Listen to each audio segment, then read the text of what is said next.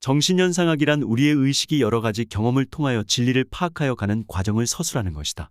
그리고 여기서 경험이란 의식이 자기 자신의 내용과 대립을 극복하고 자기에게로 돌아와서 자신과 완전히 일치하게 되기까지의 의식의 변증법적 운동을 가리킨다고 할 수 있다. 연대적으로나 체계적으로나 헤겔 사상의 출발점이 된 저작이며 유럽 철학사에서는 손꼽히는 고전의 하나이다. 헤겔은 이 책에서 정신이 감각적 확실성에서 출발하여 과학적 오성, 이성적 사회의식, 종교 등의 단계를 순차적으로 변증법적 경로를 거치며 끝까지 올라가 절대지인 완전한 자각에 이르는 도정을 서술하였다. 게오르크 헤겔이 이해하기 쉽다고 생각하는 사람은 아무도 없다. 특히 20세기 이후의 사람들은 헤겔에 대해 꿰뚫어 볼 수 없다, 난해하다, 불가해하다, 모호하다라는 표현을 사용하며 좀 무자비한 사람은 언어도단이라고까지 말한다. 이런 평가에는 헤겔의 문체도 일부 원인을 제공했다. 그의 글을 이해하려고 헤겔이라는 인물에 관해 어느 정도 알아야 하기에 헤겔의 입문하는 학생에게는 결코 순탄치 않은 항해다.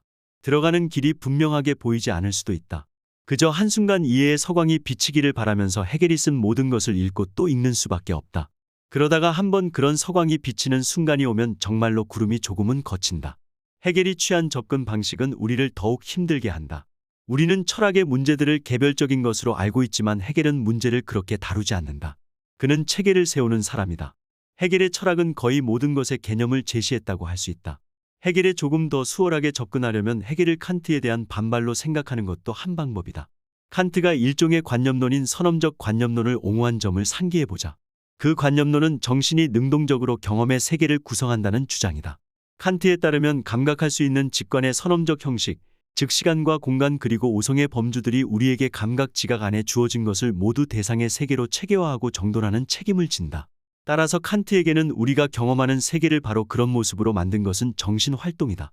칸트는 범주들이 완전하게 고착화되어 있다고 주장하는 반면 칸트를 뒤이어 나온 철학자들은 대개 칸트의 절대주의를 부인하고 상대주의를 옹호했다.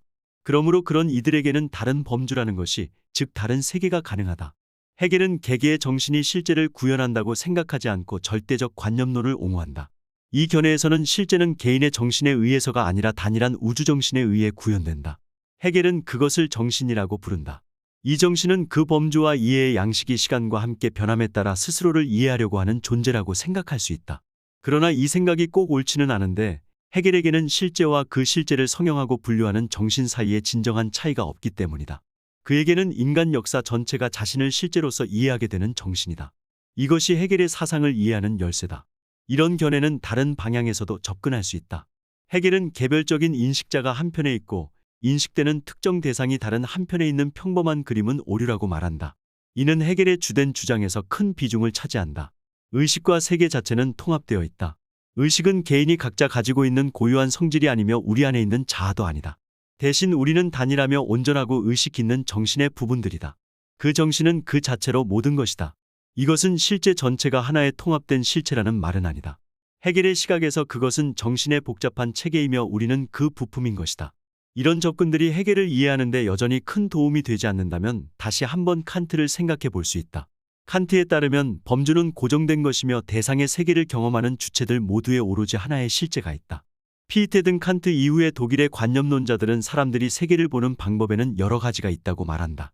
객관적으로 또는 과학적으로 볼 수도 있으며 아니면 자신이 행동하는 윤리적 영역으로서 세계를 바라볼 수도 있다. 헤겔 역시 세계를 보는 방식은 매우 다양하다고 말한다. 즉 의식의 형식이 수없이 많다는 것이다. 그러나 우리는 그것을 선택할 수 없다. 즉 우리는 어떤 형식을 취할지 결정할 수 없다. 오히려 우리가 사는 시대가 우리 시각을 결정한다. 더 나아가 의식의 형식은 진화한다. 즉 더 나은 형식 혹은 아마도 더 완전한 형식이 완벽한 세계의 전망으로 향하는 거대한 역사 과정의 일부로 등장한다. 이 역사의 과정을 통해 정신은 자신을 더 잘 알게 되고 진리는 발전하며 글자 그대로의 실제도 발전하다. 다시 말해 역사는 어디론가 가고 있고 헤겔은 그것을 연구하면서 그 의미를 찾아낸다. 이런 의미에서 헤겔이야말로 최초의 역사 철학자다. 역사란 무엇인가? 우리는 어디로 가고 있는가? 헤겔은 역사의 과정이 본질상 변증적이라고 주장한다. 변증법은 원래 대화술이나 문답법을 가리키는 고대 그리스어 디알렉티케에서 유래한 것으로 이 말은 플라톤의 대화편에서 예시되었다. 처음에는 단지 질문과 답에 관련된 말이었지만 헤겔에 이르러 마침내 추론이나 논리의 과정으로서의 윤곽을 드러냈다. 변증법의 과정은 이렇다. 하나의 특정 주장이 나타난다. 정립이다. 그것의 모순점이 드러나고 점차 많아지고 이런 모순점을 강조하는 새로운 개념이 생긴다. 반정립이다. 그리고 끝으로 해답이나 두 견해의 조화가 이루어진다. 종합이다. 헤겔은 인간 역사 전체가 바로 이런 패턴을 나타낸다고 본다. 사물의 어떤 개념을 고수하는 일정 시간이 있고 그 개념 자체가 어떤 모순이나 난점을 포함하고 있다는 것이 결국에는 명백해지게 되고 그런 모순들이 새로운 개념에 의해 극복되는 일이 계속된다는 것이다. 그 모든 과정을 겪으며 정신은 자신을 더 잘 알아간다. 궁극적인 상태인 절대적암, 즉 절대지가 실현될 때까지 말이다. 헤겔의 정신연상화 근마음 속에 이런 변증적 과정으로 역사를 걸러내려는 시도다. 진지하게 헤겔을 연구했던 카를 마르크스는 이 책을 헤겔 철학의 진정한 탄생지이며 지내 라고 했다. 헤겔에게 현상학은 현상, 즉 사물이 우리에게 보이는 방식에 대한 연구다. 진실로 존재하는 것에 대한 학문인 형이상학에 반대되는 것이다. 정신은 방금 살펴본 역사의 변증법적 과정을 통해 자신을 알게 되는 우주정신에 해당하는 헤겔의 세계다. 따라서 정신현상학이라는 제목은 헤겔이 이 책 속에서 인간에게 나타나는 것으로의 정신의 활동을 조사할 것임을 암시한다. 이 책은 헤겔의 재능으로 밝힌 인간 역사에 대한 진실인 것이다. 즉 역사는 전부 무엇을 뜻하는지 그리고 우리는 어디로 가고 있는지에 대한 것이다. 헤겔은 서문에서 절대자가 어떻게 자신을 깨닫는지, 즉 어떻게 자신을 알게 되는지에 대해 이야기한다. 역사에는 비교적 작은 변증적인 순간, 다시 말해 역사의 부분에서 자신을 풀어가는 하부 대립이 있다. 역사의 큰 흐름에서 보면 세 부분으로 나눌 수 있다. 첫 번째 부분인 의식은 감각할 수 있는 세계만 인식한다. 그 다음에 의식은 자신을 의식하게 된다. 즉 자기의식이다. 헤겔은 자기의식에서 의식은 단순히 생존자를 부정하거나 지배하며 그런 과정에서 대상을 경험하는 주체가 된다고 주장한다. 세 번째, 이 거짓 변화는 부정된다. 그리고 정신은 마침내 자신이 무엇인지 인식한다. 즉 의식은 의식과 감각할 수 있는 세계가 하나라는 점을 깨닫는다. 만일 이것이 아직 무슨 뜻인지 모르겠다면 이 책에서 기술하고 있는 과정의 일부를 좀 더 자세히 살펴봐야 할 것이다. 정신현상화 근 여러 개의 부분으로 나뉘며 각 부분은 역사 과정의 국면 또는 단계를 살피고 있다. A장 의식을 살펴보자. 여기서 헤겔은 의식과 의식에 나타나는 대상 사이에 가능한 인식론적 관계 세 가지를 논한다. 그리고 각각의 경우에 하나의 관계는 다음 관계로 이끈다는 것을 보여주려고 한다. 첫 단계이면서 가장 분명한 관계는 감각 확실성이다. 이 단계에서 의식은 단지 대상을 지각적으로 만난다. 그러나 그것을 거의 알아보지 못한다. 사물은 단지 눈앞에 있다. 두 번째 단계는 지각 단계로 사물의 성질을 구별하는 의식을 필연적으로 수반하는 단계다. 그러나 사물 자체의 근본적인 본성은 파악하지 못한 상태다. 세 번째는 오성의 단계로 이미 알고 있는 주체의 부분에서 대상의 근본적인 본성을 받아들이려는 시도, 즉 특질 너머에 있는 것을 파악하려는 시도다. 헤겔은 자연 세계를 알기 위해 노력해온 인간의 역사 안에서 이 관계의 각 단계를 발견한다. 우리는 먼저 감각으로 얻는 지식을 뿌리 뽑아야 한다. 왜냐하면 그 지식은 결국 실패로 끝나게 되기 때문이며 그 이유는 우리가 감각을 지식의 대상으로 받아들이는 순간 감각의 직접성은 사라지기 때문이다. 지각의 기초에서 알고자 하면 우리가 알게 되는 것은 특성들과 그 특성들의 기초가 되는 신비스러운 실체뿐이다. 이런 특질이 어디에 근거하고 있는지를 파악하고자 하면, 즉 사물을 과학적으로 이해하고자 하면 우리는 온갖 종류의 알 수 없는 낯선 힘에 부닥칠 뿐이다. 결국 감각에만 의존해 세계를 이해하려고 할 경우 실제에 접근할 방법이 없다는 견해에 이른다. 따라서 헤겔은 의식뿐 아니라 자기의식도 고려해야 한다고 주장한다. 비장 자기의식에서 헤겔은 우리가 우리 자신에 대해 갖고 있는 개념을 행위자로 생각한다. 이 장에는 변증법적인 사고의 본질을 부각시키기 위해 사용된 매우 유명한 예가 나온다. 헤겔은 그것을 자기의식의 독립성과 종속성, 즉 지배와 예속이라고 부른다. 우리가 흔히 부르는 이름은 주인과 노예의 변증법이다. 우리는 동물을 단순히 의식만 있고 자기 성찰은 하지 않는 작은 욕구 기관으로 생각한다. 그렇지만 인간에게는 단순한 욕구 시상이 있다. 우리에게는 욕망이 있으며 그 중에는 하나의 독립적인 자아로서 다른 사람들에게 인정받고 싶다는 욕망이 있다.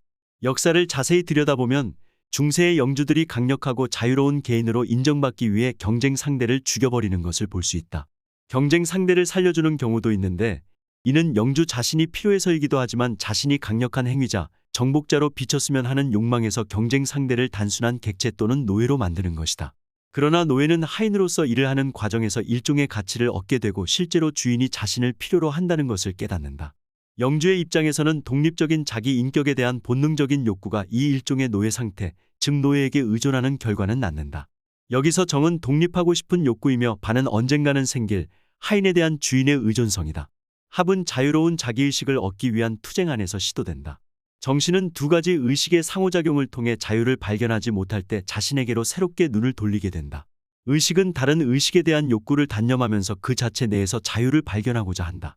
헤겔은 이렇게 다른 사람에게 의존하는 상태로부터 새로운 종류의 자기 의존으로 옮겨가는 역사의 변화에 대한 증거로서 로마 후기 사상가들이 다양하게 시도했던 방식을 든다.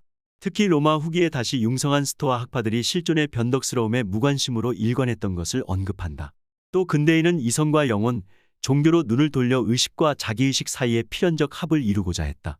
헤겔은 과학의 부흥과 마찬가지로 계몽사상의 합리성 역시 합리적인 방법을 통해 자기 의존이나 자유를 확고히 하고자 하려는 노력으로 규정한다. 그러나 이런 노력으로 인해 인간은 객관적 타당성의 세계로 너무 깊이 빠져들었다. 이 객관적 타당성의 세계란 냉정하고 불만족스러운 세계다. 결국 그 뒤에 오는 낭만주의 안에서야 영혼이 다시 살아났고 의식은 해답을 얻기 위해 다시 내면을 들여다보게 되었다. 낭만주의적 사고는 우리를 새로운 윤리적 사고로 이끌었다. 특히 한 개인에게서 진실인 것은 다른 사람에게서도 마찬가지이며 따라서 남들도 나만큼이나 소중하고 나와 동등한 권리를 가지고 있음을 인정해야 한다는 이론으로 빠진다. 결국 인간이 필연적이며 최종적인 합에 가장 가까이 가게 된 것은 종교 안에서다. 이런 흐름에서 헤겔은 종교 사상의 역사 전체를 고려해 보게 된다. 그리고 이런 결론을 내린다. 계시 신앙, 그중에 기독교야말로 정신이 자신을 진정한 자기의 모습 그대로로 보는 경지, 즉 절대지에 가장 가까이 도달할 수 있는 종교라는 것이다. 삼위일체설에서 볼 때 예수는 육신을 가진 신이다. 바로 이 지점이 현상학의 진리에 가장 가까이 다가갈 수 있는 지점이다. 곧 인간은 궁극적 실제와 별개인 것이 아니라 그 실제의 유한한 일부분이라는 진리다. 그래서 헤겔은 인간의 역사 안에 있는 관념들의 변증법을 명백히 하는 일에 매달린다. 헤겔은 종교의 흥망성쇠, 정치적 사회적 관계들, 도덕성과 과학의 이론들을 검토한다. 헤겔은 그중 어느 것도 완전히 참이라거나 거짓이라고 보지 않는다. 그러나 이런 이유로 헤겔을 단순히 상대주의자로 치부해서도 안 된다. 역사의 매 순간마다 진실성과 허위성이 있으며 각각에 뒤따르는 시대는 최후의 단계인 절대지에 점점 더 가까워진다. 헤겔은 때때로 그 마지막 단계를 흐릿한 수채화로 그려진 인간의 자유와 우주 평화라는 유토피아 같은 것으로 생각했다. 그 마지막 단계가 그런 모습이 아니라면 어떤 모습일 수 있겠는가? 모든 사람이 최종적으로 우리는 모두가 하나의 최종적인 합리성을 구성하는 부분이라는 사실을 깨닫고 나면 말이다. 그러나 그런 깨달음 앞에 놓인 목표로 향하는 길은 여간 불쾌한 게 아니다. 헤겔을 시대의 산물로 생각하고 싶다면 그가 나폴레옹의 시대, 모질고 희생이 컸던 전쟁의 시대에 살았다는 것을 주목하라. 그는 유토피아로 가는 길을 역사라는 학살 진열대라고 불렀다. 그렇다면 우리는 그 유토피아에 얼마나 가까이 다가서 있을까? 헤겔은 과정의 목표란 과정 자체를 이해하는 것이며 정신이 역사를 통해서 자신을 알게 되는 것을 지켜보는 것이라고 주장한다. 우리가 좀 더 분발해야 할 것 같다. 그러나 다행인 점은 헤겔은 정신현상학에서 이런 목적을 이미 달성했다는 것이다. 그가 옳다면 이 책 자체가 의식의 역사의 정점이다. 그러나 여기에서 뭔가 이상한 점이 감지된다. 결말이 가까이 있다는 믿음이라든가 현재가 어떤 위대한 정점의 순간이라는 희망 등은 거의 모든 시대에 있어 왔다. 그런 모든 것이 정말로 정치현상학의 출판과 함께 종결될 수 있었을까? 아니, 한마디로 그렇지 않았다. 사실 헤겔의 사상은 정신현상학의 출판 이후 100년이 넘도록 진지하게 진행되었다. 메를로 퐁티는 이렇게 말했다. 지난 세기의 위대한 철학적 이상들, 마르크스, 니체의 철학, 실존주의와 심리분석은 모두 헤겔에서 비롯되었다. 마르크스는 탁월한 사상가와 운동가 중에서 가장 영향력이 크다고 할 수 있다. 우리는 마르크스를 일종의 헤겔의 역이라고 간주함으로써 마르크스에 대한 실마리를 찾을 수 있다. 마르크스는 관념이 역사의 모습을 부여한다고 생각하는 대신 역사 또는 역사의 사실들이 관념의 모습을 만들어낸다고 주장했기 때문이다. 지난 세기가 남긴 정치적 산물들을 생각해 볼 때 이것은 어쩌면 가장 포괄적인 생각일 수도 있을 것이다. 물론 그 근원은 분명 헤겔 안에 있다. 헤겔의 철학은 아마도 유럽과 미국에서 20세기가 시작할 무렵까지는 지배적이었다고 말할 수 있다. 하지만 오늘날 정통 헤겔학파 학자를 찾기는 쉽지 않다. 헤겔의 철학이 잊힌 까닭은 철학계가 분석 쪽으로 이동한 탓이다. 실제는 단일한 우주적 절대자라는 견해 때문에 이상한 교의가 만들어진 탓이라고 본다. 만약 헤겔이 옳다면 독립적으로 존재하는 사물이 다른 사물과의 관계가 있어야 존재한다는 바로 그 생각은 모순이 된다. 실제 자체가 단일화되면 구별되는 대상의 외양은 그들 사이의 관계와 마찬가지로 환각이다. 이 시각에서 보면 개별적인 것에 대한 진리는 부분적일 뿐이다. 조지 무어와 그 지지 세력은 상식의 진리로 돌아가자고 주장했다. 일상 언어 운동은 철학적 토론을 그 근원인 일상적인 어법으로 돌려보내려고 시도했다. 러셀의 논리학과 수학에 대한 연구는 구체적인 개개의 대상에 대한 이야기를 훌륭하고 명백하게 만들었다. 엘프리드 줄 에어와 논리실증주의자들은 헤겔 철학의 형이상학이 내놓은 엉뚱한 주장은 말 그대로 말이 되지 않는다고 주장한다. 이 모든 반박들에 대해 헤겔은 승산이 없어 보인다.